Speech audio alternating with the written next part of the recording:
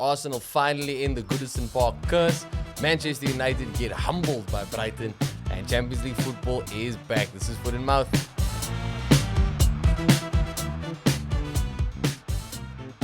Yes, this is Foot in Mouth. We are back. And unfortunately for Ethan, we are back to recap the games that we just saw this past week in the Premier League. Obviously, we'd had the international break. We probably wish it went on for about a week longer. No, I kind of hate international break. I see it's pointless, bro. Yeah. They're the worst. I mean, look, international soccer sucks. We see McTominay do so well for Scotland, and then he comes to United. Maguire as well. Oh, although Maguire. He scored an own goal for England, actually. Oh, of all the players that it had to happen to, bro. What's happening at Manchester United, dog? We cursed. Like, it's a United curse. I think it's a real thing now. I actually think that I believe it too, because the number of things that are just happening for that, like as one thing ends, there's another two that pop up immediately. Yeah. Bro, like, but yeah, look, let's without delay, just get into the game. 3-1. Go. We obviously didn't do a predictions episode, but did you predict 3-1 Brighton? No, I'm always going to back United, especially at home. We had such a good home record yesterday. We actually had a decent home record coming into this game. United were unbeaten in the last 20 games at home. That's huge. Obviously, it's not, I guess. Not to Zerbi. Yeah, not to Zerbi. But yeah, let's get into it. So I think United wasn't terrible in the first couple of minutes. I think there was a while up until the goal happened. To be honest, I think United actually looked pretty good. Same thing with the Arsenal game. Even in the Arsenal game, I think United looked decent, bro. We didn't look that bad. Yeah. But if you saw the game, you saw all three goals were exactly the same. It was from the wing. They then pass into a guy who's open in the mid and he shoots. Yeah. I don't know whose fault that is. Obviously, I could blame the person on the wing. I could blame the guy who's supposed to be in the middle marking him. Or you blame the goalkeeper that's faced 10 shots on target this season and conceded 7. Okay, here's another thing. We all know I've staunchly been De Gea in. If since the get-go I said he didn't. Do you know how need to many leave. posts I saw of De Gea saves that in that game? During that game, I just saw so many tweets. With that being said, though, I think it is too soon. We can't. Of course.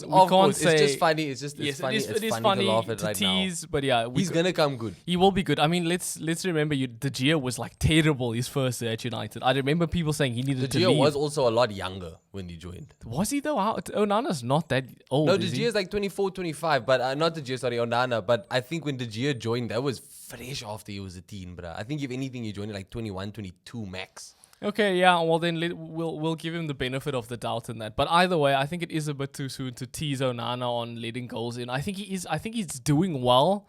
I just think it's tough when it's a team like United and their defense and the goalkeeper was the best thing they had going for them last season. And it is tough when you're going against Brighton, bro. We can't sleep on this team. No, but the thing is, it's not just Brighton. United have conceded on average 2 goals in every game so far. Oh, I guess. But like you say, they haven't been playing badly. Onana is contributing to the play. I think he's contributing in a bad way. I think Onana is... Are you seeing none of why they bought him in terms of the distribution? No, I think he's too progressive for the team that's surrounding him right now. Okay. I think, honestly, a lot of the time, United is wasting time trying to play out from the back because we can't do it.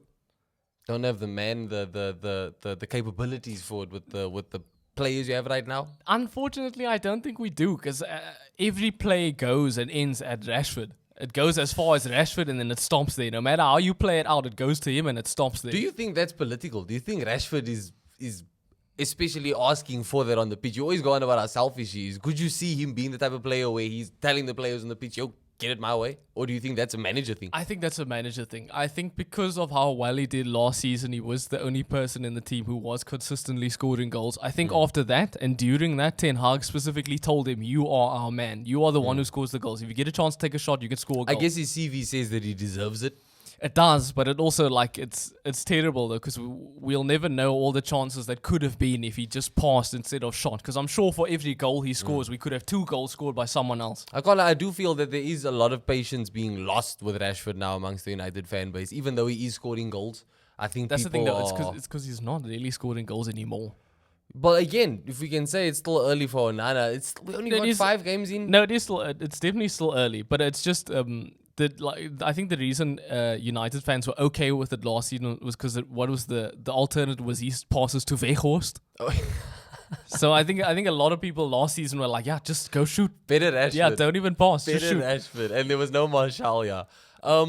But yeah, look, in this game, after that, you're saying that first goal changed everything. Yes, You I think am. it really swung the balance of play. Yeah, like I said, up until the first goal, I honestly think United was the better team.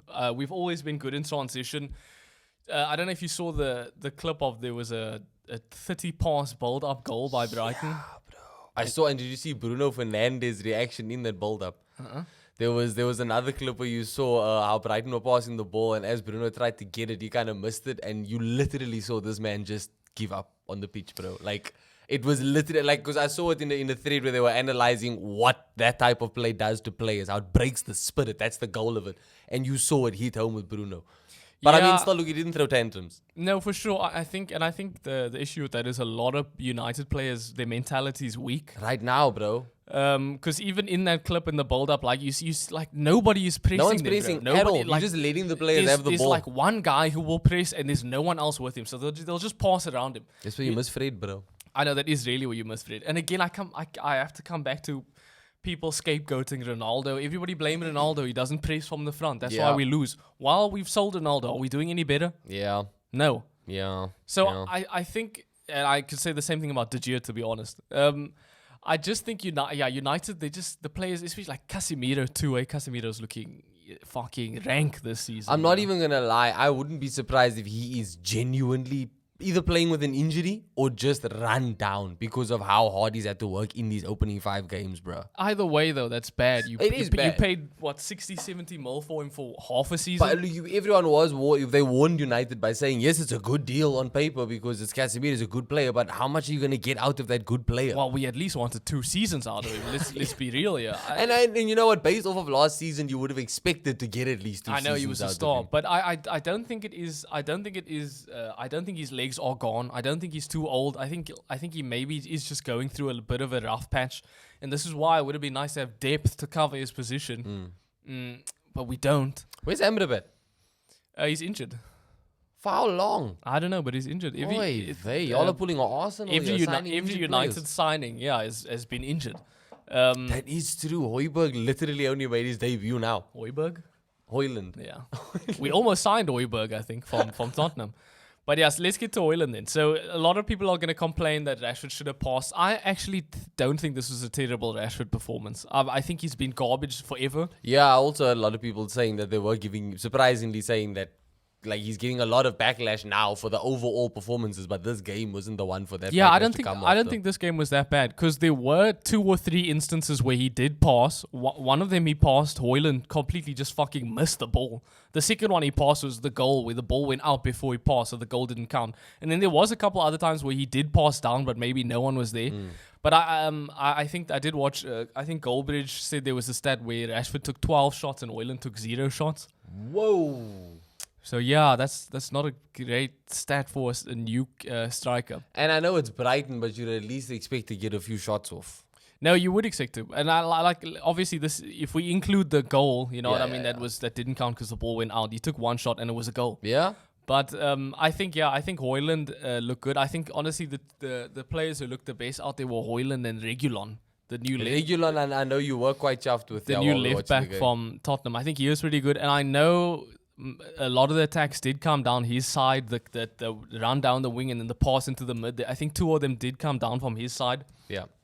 But I think I think in terms of fire and fight, I think he was one of the few that actually showed something. Brighton have cooked better left backs, bro. Let's not kid ourselves. Speaking of though, I think Delo held Matoma well, dude. Matoma was quiet all game, and I think that's all on Delo. So let's give him some props for that. I think Delo, because we basically United played a weird diamond formation and basically didn't have a right winger. I think a lot of the time that meant Delo had to be the right winger. So Delo basically played right winger and a fullback in this game, and I was impressed by the work he did put in. You know what's funny is for years I've always wanted to see United play a diamond formation, and now I don't think that they have the right players for it. No, they don't. let's get into that. We had McTominay out in there, and he, like I said at the start, he scored in goals for the international team, But at club level. And I think because of that reason alone, he was put into the starting 11. And we see just how fucking ghosted this dude is when he plays for the club. It's like he's hiding from the ball. I think he barely had any touches the entire game. This dude does not want to be involved in play. I know he does well for fucking Scotland, but that's like being the nicest guy in prison. In Scotland, he plays further up as well, eh? I don't actually know where he plays. Because I know, like, with Zinchenko at Ukraine, he plays central midfield. At Arsenal, he's a left back. Yeah, I'm sure there are obviously some nuanced differences, but at the end of the day, he's in the midfield. Yeah. If you gotta like, I don't necessarily need to say you score a goal, but you gotta like be seen at least. I gotta know you there. Yeah. But yeah, I think this is 3 L's in 5 games for United. Yeah, and how many L's for Ten Hag, bro? It feels like this is a big one. This is a big one. You saw in the game when Marshall came on for Hoyland, there were boos around the fucking stadium. So clearly fans are showing vocally that they're unhappy with some of the decisions made. And his press conferences aren't helping him either. No, they're not. And at the end of the day, I will say this loss is based on him. These are his tactics. He decided to play these people. He decided to not play a right winger. He decided to not let Pelestri go. So this is what happens when you play this, especially against a team like Brighton, who had like 6 changes in their team from the last win they had. So they came into this confident to be able to make 6 changes at to your Old team Trafford. And still dominate. At Old Trafford. Yeah, it's not looking good for United, and we will touch on Champions League, but we do have Bayern next, and fuck me, it's going to be a bad week. On Ten Hag's tactics in this game, you're looking at the stats, United had 14 shots to Brighton's 10, right? United only had 4 on target versus Brighton's 8. So United had chances. Yes, but like I said, 12 of those shots were Rashford. Yeah, and that's insane. And I'll say 50% of those 12 shots were shots he just shouldn't have taken. Oh man. So look, we'll see. I think Hoyland and Reguilon were good, big potential for them. Ten Hag needs to make big changes. These players look tired. They look lethargic. They're not defending. I don't know what the fuck is happening, but. But they do need. There needs to be some kind of shake up there. I'm hoping it's Amrabat when he comes in, but something needs to happen, dude. Soon. Like you say, it's Bayern next. Yeah. And you coming into that game off the back of 2 3-1 defeats. Once to Arsenal and then obviously to Brighton. We're gonna get into a full Champions League preview and all that, but not what you want to see before that game. No, it's not what you want to see ever, to be honest. This is at Old Trafford. We should not be getting run through like that at our home. It's not a good sign. And it's too soon to say Ten Hag out, just like it's too soon to say Onana's a shit goalkeeper. Yeah, it's way too early for any calls like that. But I guess I can relate more to the nerves that United fans have right now in terms of what they're seeing on the pitch. Yeah. If you're seeing 14 shots and 12 of them are from one guy, that's kind of concerning. It speaks for itself, really.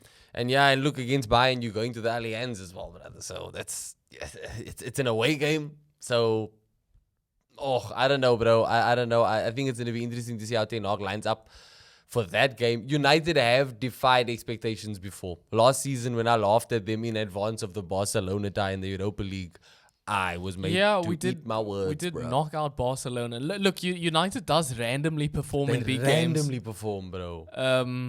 But the players just look completely out of it. Nah. And they have all season so far. So we'll see. Well, look, over on my side, I can say that it was not the most entertaining game. But holy shit, I'll take that win all day, bro. Finally beating Everton. First time we won there for Arsenal since 2017. That makes sense. That's so like since weird, Emery, bro. Like Emery feels like forever ago. And we never got a win there. We just haven't been able to do anything. So to get a win there, even though it was a 1-0, even though we got a Martinelli injury scare, which I think we're still waiting to hear back from, which is... Yeah, it's funny. He scores a goal. And then ends up getting the goals ruled out. It gets disallowed and then immediately gets injured. Oh, man, bro. I was livid. But look, Trossard's goal. What a finish, bro. That's the thing. Maybe this is a weird blessing in disguise. You know, Trossard gets a lot more game time now. Vieira probably opens a spot for him up there somewhere too. I think on Vieira, Havertz is out of that starting 11. Yeah, I think Arteta's clearly someone who believes in you got to fight for your place. Yeah. No matter how much we spent on you. So I think Havertz is after Viet- this game, he's gonna have to fight. Vieira for his was spot. also 45 mil wasn't pocket change when we signed him. No, but comparatively, In I think comparison to Havertz, Havertz is like because 60, also you can also 70. bet that Havertz is on much bigger wages and all that. But I think that Vieira is finally starting to show people a player, bro. Like last season, I mean, I had my doubts coming into this season as well. I've always tell you how I'm worried. Like the dude is so skinny, he has no physicality. But isn't he still young as well? Isn't he like 21? Yeah, he's like 24. No, he's not that young. Okay. I think he's like maybe 23. Okay. But like last season, you saw it go against him. You saw him get out muscled, and like he could not play his game. And Yeah, I thought he was a teenager, to be honest. I thought he was like a Nacho, like 19. he's so scrawny, man. Yeah. But he looks like he has learned a shit lot since last season. And I mean, my ideal like midfield partnership or pairing, or like before Declan Rice obviously was bought, I'd always wanted to see Thomas Partey behind Odegaard and Vieira. But whenever Vieira played, he just did not offer enough security, and that's why we could never try that. It was his first season, though. Yeah. And we could never try that. And that's what I'm saying. Like no, it's no slight to him. It's just look, it's like you said, he first is season. slight, though. And on top of that, Granit Xhaka obviously ended up having a madness of a season, so I can't have too many complaints. But I didn't expect Arteta to go with that experiment against Everton. But I think why wouldn't you? Everton have shown they're not that threatening attacking wise. No, right now, yeah, but like the thing is, Everton's midfield are still quite physical, and No, they are. that's also why Everton. Whenever if you look at the past games where Everton have beaten us at Goodison Park, we lose the game in the midfield. It's literally a tale as all the time. I was expecting Thomas Partey, Declan Rice, and Odegaard. I thought he was in just go full bully midfield, because we've never been able to bully them in the midfield. But the fact that he went with Vieira, and the fact that Vieira literally had a good game, bro. He was so sulky on that pitch. And Odegaard is getting better every fucking week. I don't know what the hell. Odegaard is he's shining. I don't know what the coach has been telling him behind the scenes. Like, but this dude is literally just getting better and better and better. I still don't think Arsenal look like we've gotten out of third gear, if anything, this season. So I think we're still gonna improve The from thing here. is, like, if they're gonna want to win the season, they have to go early. They have to start winning early, and they have to start doing That's true. well, dude. I Because we heard- know City can like pull off like fucking 15 wins in a row. You know what I mean? I heard a lot of talk about Arteta apparently aiming to peak at the right time, because last season we peaked at the wrong time. We peaked pre-World Cup. Yeah. After the World Cup, that's when we kind of slowly started to wind everything down. But pre-World Cup, we were unstoppable. So I've heard a lot of talk about how Arteta is trying to, and that's also why he's doing all this rotational stuff, where he's trying to keep everybody still focused, everybody still interested, everybody still, so that come December, then you're going to see more of a fixed 11 in the league. You know what I mean? Like now we saw David Raya start in the Everton game. I think it was expected, but I didn't. I still think it's a pretty ruthless decision to make for a manager. I mean, I saw there were comments or something about him saying like there were moments last season when he thought about like taking off his goalkeeper. Yeah. And he was just too scared. And now with Raya, he can actually do that. Exactly, and that's what I was gonna get into now. Where he's obviously he's going full big brain, because I know in that same interview he also said, look, if someone's going to do it at some point, why not him? If he has the players for it, then maybe he might as well. So just to explain, his idea is that like sometimes, it gets to like the 70th minute and you want to change the way you play completely. So let's say you got like, I'm going to bring it into United terms now. Let's say you got De Gea out there. He's got 70 minutes in. Now you want to start holding the ball and playing possession, and then you sub De Gea for someone like Onana, a goalkeeper who's better at like playing the ball and working his way through. He thinks that's going to become the new norm, which I don't know, to be honest. I don't think so much. I don't think he's saying he's going to become a new norm. I just think that he was saying it will happen in football. Like people are going to make a big deal of it, but if anything, he may be the first to do it if he does it in a game. But at some point, someone is gonna do this. And I don't know about it though. It sounds so. I would not want It's to bring big on brain. a. It's big maybe it's brain. too big. It's galaxy brain. Yeah, maybe it's too big, bro. This I like the idea. I can't lie. There are sometimes where I've seen we played a certain game where you just kind of think to yourself, because look, David Raya's distribution is better than Ramsdale. For sure. For sure. That's why. So I think if you have certain games now where your distribution isn't maybe as important, you go with Ramsdale. But now if you're playing that game with Ramsdale and you realize that there are opportunities for us to beat this back line if we just had a better distributor, swap him up for you got 5 subs. Look, it sounds amazing. But I think coming. It sounds risky. I think it sounds risky. The idea of it sounds but high great. risk, high we reward. could change the way we play, change the goalkeeper. It makes sense. Like Because on at the end paper, of the it day, makes also sense. they are pretty much going to do the same thing, no matter who's in the sticks. Especially at Arsenal, between Ramsdale and Raya, you can bet that they can do the basics at a similar level. I just don't know whether you'd want a goalkeeper coming on in the 70th minute who's been sitting on the bench the whole game and now all of a sudden has to come in. And I could see it happening more now in terms of. Like you're saying, if you have an absolute dynamic of shot stopper and ball player, like there, I think you could see if you grab a goal that you didn't expect to grab and you want to shut shit down, swap out that goalie. it's bro. still risky because you bring on a cold fucking goalkeeper who's been sitting there all game. Or maybe you're gonna see goalkeepers start warming up now on the touchline, just in case, but Maybe. just doing all of the warm ups. But like also psychologically, I don't know if two like the only reason I say this is because in the past we've seen something similar with like Kepa and Mendy at Chelsea. Both of them were first number 1 goalkeepers. They both brought and we saw how that failed completely. One of them was out in the next year, and the other one is also gone. It failed at Arsenal before as well, and that's why I think that Arteta's whole idea, his whole philosophy is that goalkeepers shouldn't be seen as that different to a regular outfield player. But I think it is though. Everyone's going to have their own opinion on it, and that's why I'm neither here nor there. Until I have no reason to doubt his idea until I see it fail. Do you know what I mean? Like I said, I think it's risky. I The wouldn't. thing is, we have seen it fail. Like you said, it's failed at Arsenal. It's failed at Chelsea. No, what's failed at Arsenal is having a first choice goalkeeper and a backup goalkeeper, whereas Arteta is going at it as having 2 first choice players. I'm saying in that, every but that's position. exactly what Chelsea did. No, but I'm saying Arsenal haven't done that. That's what I'm saying. How Chelsea did it, I don't care how they did it. I don't think Arteta is doing it in a similar way that I think Arteta is doing it in a much healthier way. I don't know if psychologically you as a goalkeeper are like, fuck, if I make any mistake, this dude's, I know he's in my spot.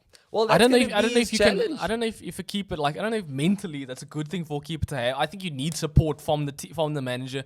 You need to know your spot. You need to know even that your backup goalkeeper is there to support you, but he knows that you're the number 1 and he's there to support you. I think that's going to be down to Arteta to manage because and that's where this is going to be a decision where he's really judged on, because if he gets it wrong, he's going to be considered such a fool because he's probably going to, if he gets it wrong, that means it's costing us points.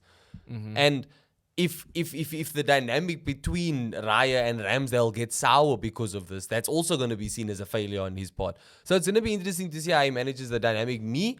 I'm Ramsdale number 1 for me. I know a lot of people are especially after this game, even though David Raya had very little to do. He did nothing. There's a lot of people who are just absolutely convinced that Raya is the new number 1. And maybe so. He was the number 1 target before Ramsdale came in. But I still fully back Ramsdale to be the number 1 at Arsenal.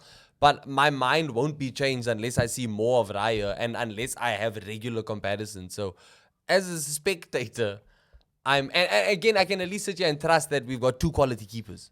So whoever he picks in the sticks, I can at least trust that we're gonna have a good goalkeeper on the day. But I'm interested to see how, like you were saying, if they're gonna support each other, is it gonna be a healthy competition, or is someone gonna get sour about it? Because Raya obviously is here on loan, so he may get very antsy in terms of I need to show up because Arteta could just decide I don't feel like signing you, bruh. It's no obligation. It's just an option.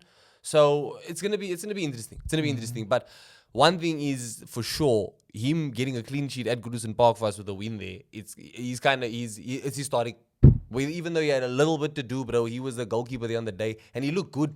He looked calm as hell, bro. Yeah, he looked good. Again, like we said, he had very little to do, but There's a lot of people his that passing actually- out was good. There's a lot of people that like the fact that he's not as chatty as Ramsdale. There's a lot of people who genuinely were like, nah, they like that he's literally just focused. He's not chirping the players all the time, and he's not. Whereas I kind of like that side of Ramsdale. I've always liked the vocal goalkeeper, someone that manages that back line. Well, look, to be fair, it depends on what the players prefer. No, exactly. And that's why, again, we've only seen one game with Ryan in goal now, so it's going to be interesting to see how this defense works with him. Our defense, they didn't put a foot wrong in this game, so I guess there's enough communication there. But yeah, man, that 1-0. And with coming back to Trossard's goal quickly, and you were talking about the opportunities there because of Martinelli's injury. If ever we do get an injury in goal now, bro, more than ever am I comfortable. Yeah. There's opportunity there for, like, in every position at Arsenal, there's opportunity. Genuine, bro. And I'm quite happy with that. It's just about, is it necessary? Do you necessarily need to have 2 options in goal too? Or are we already at that point? It's a luxury I'm happy we have. It's a luxury I'm very happy we have. Because now also, again, with the cup games, even though I don't care much about the Carabao Cup, we've got a dope goalkeeper in there. Yeah, for sure. There's a good cup keeper there, for sure. Good cup. So it gives us more, I think it gives us more of a chance in cup runnings. FA Cup, Carabao Cup, Champions League, obviously. You're going to get some group games in the Champions League where you're going to be like, can play whoever. Do you know what I mean? But that's going to be interesting, yeah, coming into the Champions League. Who is the goalkeeper in goal now? Raya just played. Arsenal's finally back in the Champions League. Do you start your Champions League campaign for the first time in how long? What, 8 years, 9 years? And do you start it with your lonely goalkeeper, or do you start it with the goalkeeper that absolutely played his heart out to help you get there? It's going to be bizarre, but I think either keeper could play in the sticks for this game, is particularly against PSV, and will probably get a good result. Yeah, I agree. But yeah, it's going to be interesting. I think that's going to affect morale, bro. If Ramsdale's not in goal, I think that fucks him mentally. All right, bruv, so let's wrap things up with the rest of the games we saw on the weekend. Let's start with Liverpool Wolves. So Liverpool, this is at Wolves home. Liverpool won 3-1. Yeah, they went down early, bro.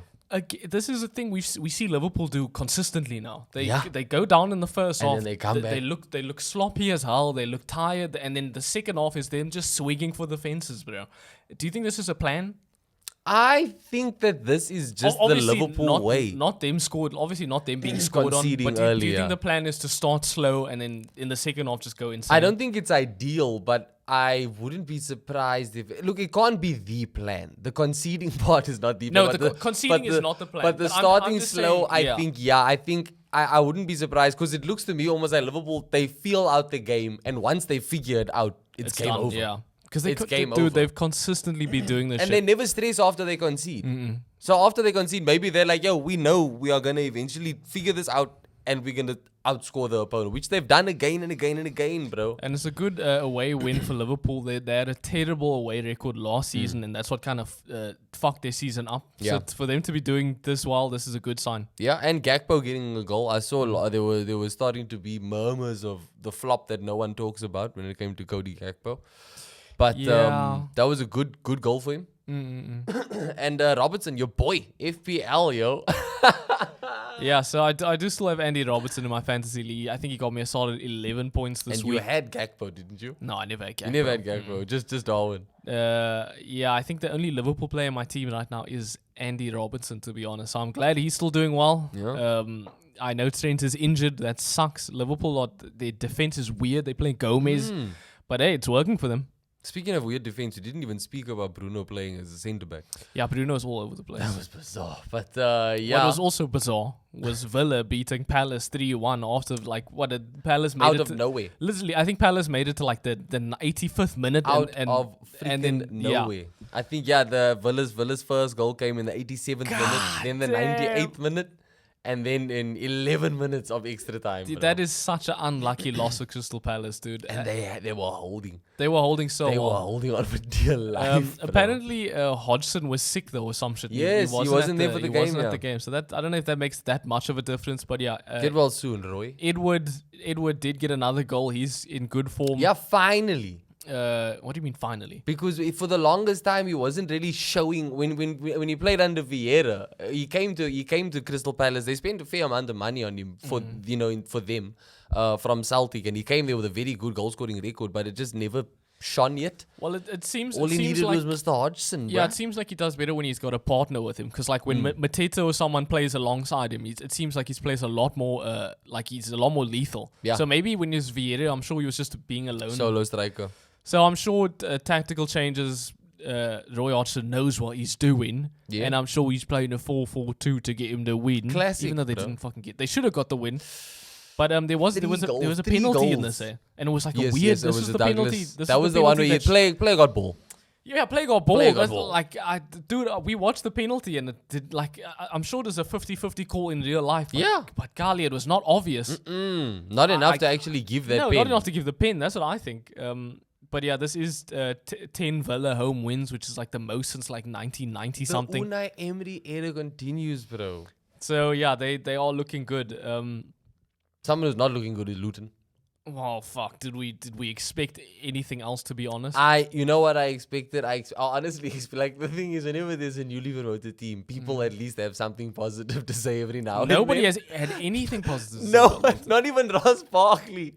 Like, no one has had a thing to say about this club. Honestly, the further on we get into the season, the more I wonder, are they even going to get a single point? After the West Ham game, I'm not going to lie, I had a little bit of belief, bro. When they got one goal back, and when I saw the reaction of the fans and how much like passion they had, maybe they just need more home games. They haven't had like home games. Yeah, they need more yet. games in their own backyard. They just need to just give them a few more games at home. Golly, yeah, stop like torturing them through All the these rooms fans, on the way. they just bro. feel like they're just going to like FA Cup games because, okay, we're playing against these Prem teams, yo.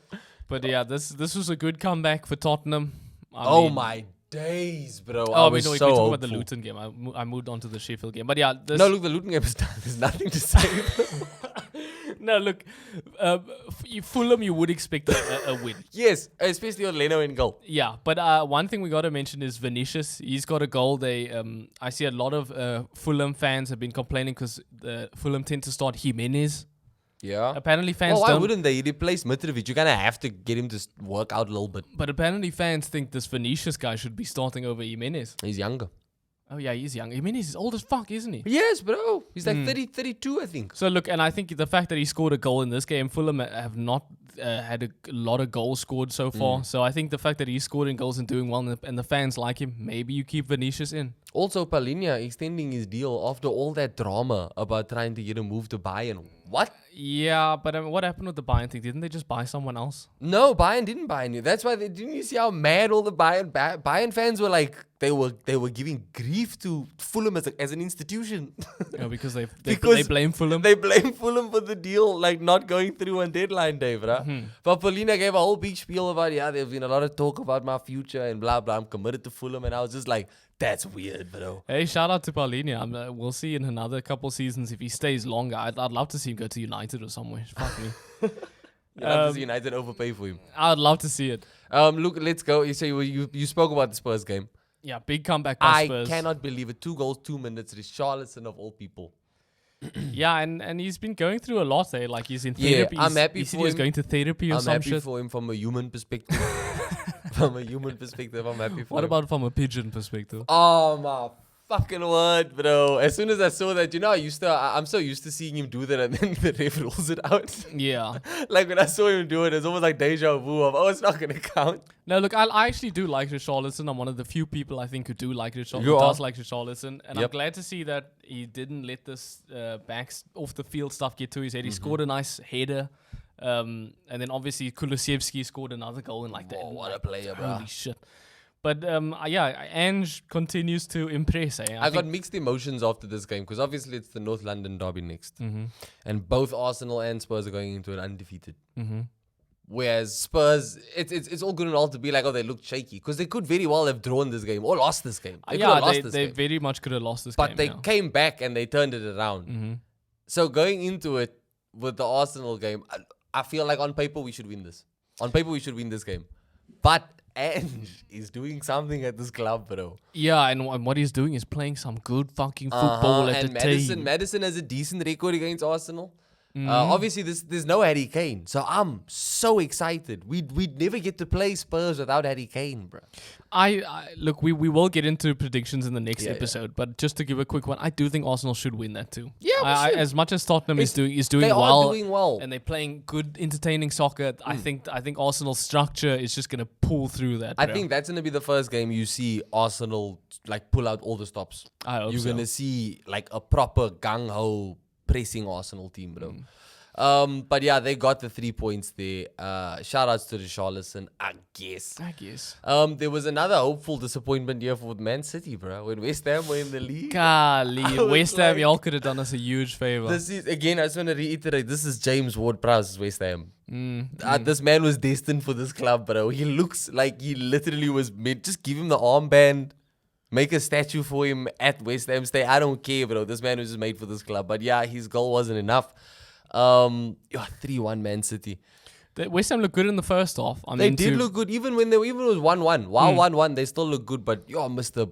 fucking Doku, bro, that goal. Yeah, Doku's looking like he's going to be a hot signing. Man. Also, someone who might be an okay signing is Kudus. He looked alright. He missed a few misplaced passes, but he came on and he looked okay. To look alright against Manchester City? Yeah, I think that's quite a compliment. But he should, at some point, take control of that midfield. 100%. And with James Ward-Prowse there and Paqueta. Yeah, that's actually a solid midfield that setup, is genuinely, bro. That's genuinely an impressive with midfield. Bowen on the wing.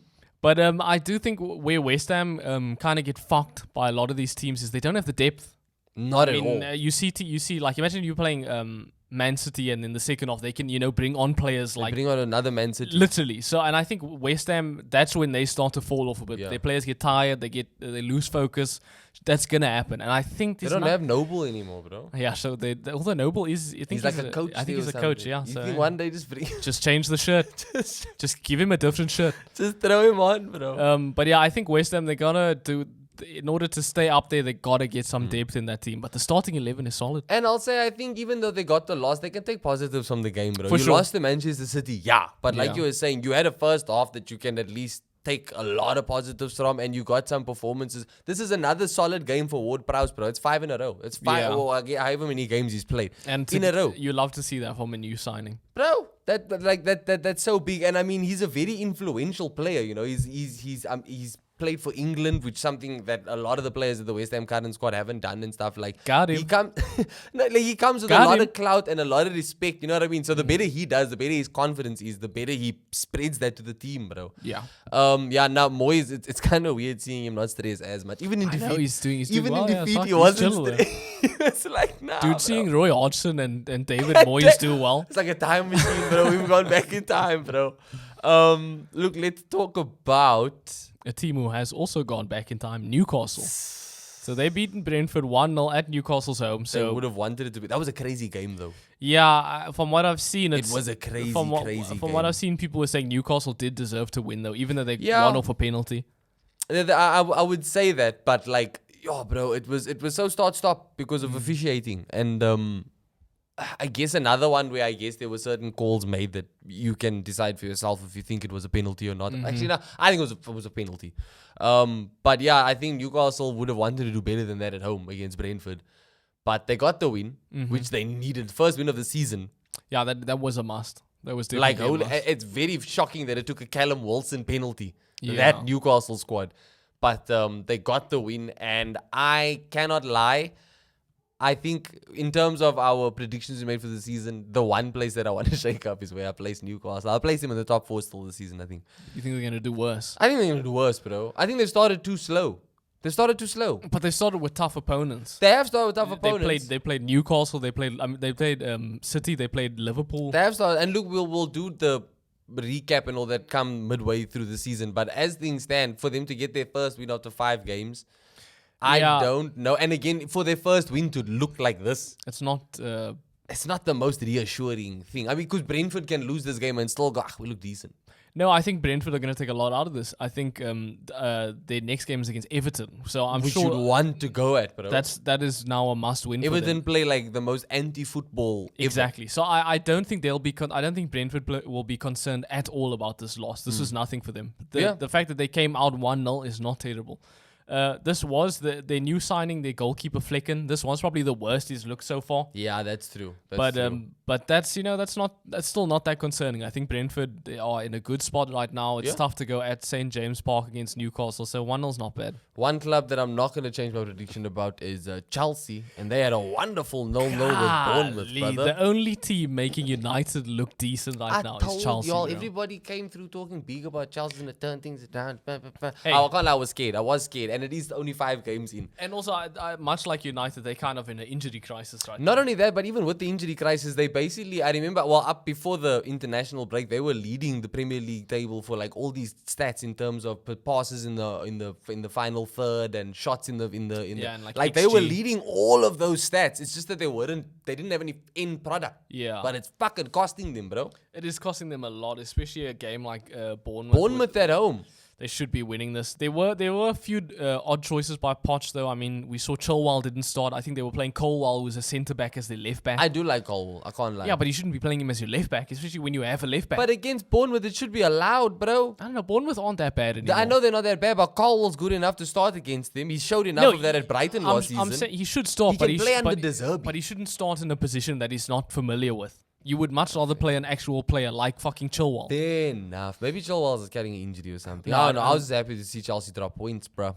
Yeah, I think a lot of anti-Chelsea fans were. I personally like Chelsea. I think they've got a nice... Yeah, what do you make of your boy Mudryk? Give him time. Oh, another season, eh? Another season. Let's give him another season. Thank you, Chelsea, for actually biting the bullet on Mudryk, because had you not bought him, we wouldn't have bought Trossard. Yeah, that's definitely working out in Arsenal's favour right now. Thank United as well for buying Martinez, because if you didn't buy Martinez, we wouldn't have bought Zinchenko. So, shot. So we win. Got him. We win that one. That's a win for United. But I do think their players are still young, and I think once the injuries and shit are sorted out, getting Kunku back in the team, get them an actual. No, don't get him back in. Get him in the team. He has to integrate still. He was good in the preseason though, in the summer challenge. I think Nico could have won this game for Chelsea. Yeah, he's like the new Darwin. He gets into these positions, but he just can't fucking finish to save his life. It's the Chelsea way, bro. Yeah, but like you said, his XG is super high. All of them, they just don't have the end. The end product isn't there, and Sterling must be so fucking frustrated, bro. But I mean, that's what happens. They're so one-dimensional with Sterling being the only... He runs in, and then there's no one for him to pass to. I could see Chelsea just pulling a slow start, strong finish to the season. Though. I'm hoping it goes that way. I will say their goalkeeper Sanchez, he looked good in this game. Yeah. The one they bought from Brighton. It's the first time he's looked, I think, that good. Mm-hmm. So I think there are some positives. It's not completely negative, but yeah, as a Chelsea fan, it's hard to keep your head up, dude. And then look at the time of recording. Nottingham Forest versus Burnley is still yet to happen. You want to make a prediction? Nottingham Forest home. Brother, I think this is Nottingham Forest 2-0. Yeah, I think this is Nottingham Forest 2-0. I'm hoping I've got a 1-year in my team this week. Burnley I think Burnley they've conceded the most games so far this season, and I think a 1-year has scored in like every fucking Nottingham Forest game. So the stats are looking good for Nottingham Forest. I feel like this is Burnley's first decent opponent. Yes, I think so they've too. come back to the league. And the sad thing is though, Nottingham are they're playing pretty well right now. They are performing above expectations. So even with them being on level pegging, I think Nottingham still take it. Psychologically, where's Burnley at? Like in their mind, it's becoming routine to come out and get battered, bro. In the beginning, they got battered and they were still going, but you know what? They look decent. But eventually, people stopped talking. Now, Burnley's people are like, yep, they're going down again, bro. But Company's a good manager. They did well in the championship last season. I think either way, I think Company's main order of business this season should be like a Lampard, which I think he should have done when we need to go over Chelsea again, where don't even play for the team. Play for yourself to get a better job.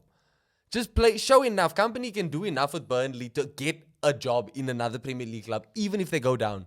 He can show enough to get a job next season. Yes, but that's such a weird fucking decision to make. No, obviously the thing is, the better the team does, the better you look. He's not obviously going to sabotage the... I just mean, even if Burnley do badly, Company can still come out of this looking good, is what I'm saying. Mm-hmm. He just mustn't lose his head, and he mustn't start getting too galaxy brain about shit. I think Company's a professional enough not to lose his head.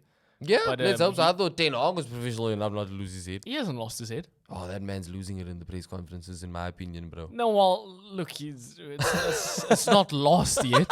That's what I'm saying. It's still some of it's there.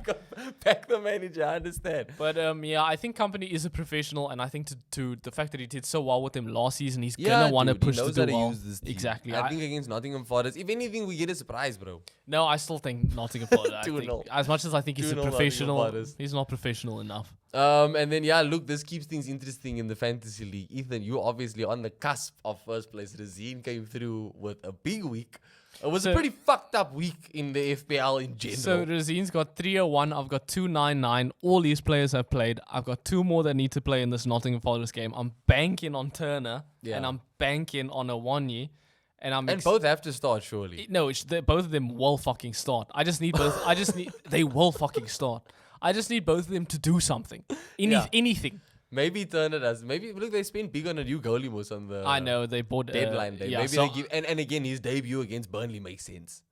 I know, but Turner did very well last week. And it would be so harsh after Turner helped you beat Chelsea, bro. So please play Turner. Yeah, our Nini, he's in the start. Yeah. Brother. He's gonna get another goal. So by the end of this week, I could be on top again if shit goes well. Yeah, look, there's no chance for me coming through to pull off a masterclass. We both got our Nini. So yeah, I think when we sit down again, I use my wild card this week. It feels like a big waste. I'm below average. Oh, you below average? I'm below average, bro. Golly, by like 7 points. But I'm confident after our Nini's masterclass tonight. It's gonna carry me over, and then we go again next week. Yeah, listen, guys. Champions League football is back. Like we said, next episode, Ethan and I are gonna do a few predictions on the Champions League. Swansea isn't here, so we're not gonna get into the Europa League football, unfortunately. Which we've really been used to talking about on this channel. Do you want to do the Champions League predictions now? I mean, it's just two games. It's just what do you think Arsenal? Who's Arsenal playing? I guess, bro. We're playing against PSV. Yeah. What do you think of that? 'Cause I can tell you the United game easily. It's gonna be a very United have lost. United have lost. We're playing Bayern Munich away.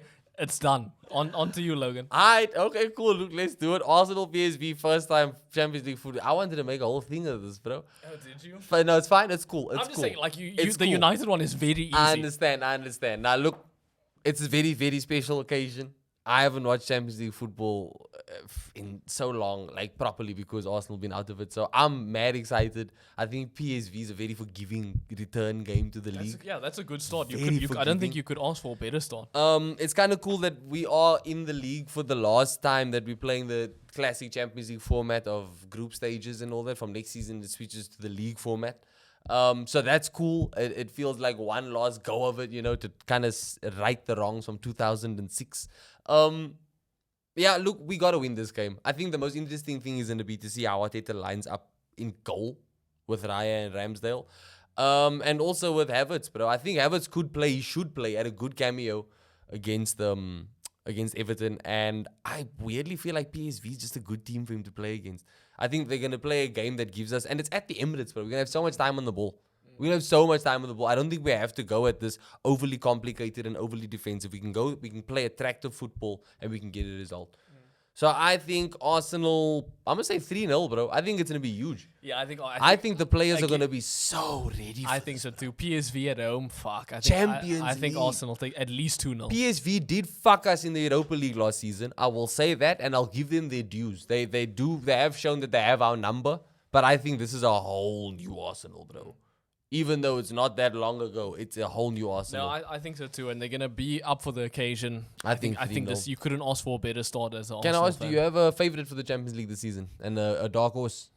I don't know. I've got to just say Madrid. I know It's Real Bellingham. I know Real Madrid are. I think they're like 5 for 5. It's the wins Bellingham effect, bro. in La Liga. I think they are insane right now. Their team is insane. So I think I will predict Madrid win it. And in terms of dark horse, I don't really know. Do United count as a dark horse? I guess they have to, bro. Well, then United's my dark horse, baby. I mean, look, last season we had Napoli as the dark horse. Even Milan, both Milan clubs are dark horses. But no, yeah, I think Madrid all the way. But Arsenal genuinely are my dark horse this season. I think that we can have a very strong return to the Champions League. And it starts with PSV, bro. It starts with PSV. We got the group for it, we got the players for it, we got the manager for it. And we've got the show for it, talk about it. So tune in. Every week we will be dropping episodes. Thank you guys for watching. And yeah, next time we'll probably be back with Spons. He had another rally this week and he finished second again. Shout out Spons for the consistency, dog. Consistency is key. I wish United had some of that consistency. You are consistently losing so far. 3-1, 3-1. Just got to see it. Thank you guys for watching. Let us know your predictions. Let us know your reactions for the games that just happened. And we'll catch you in the next one.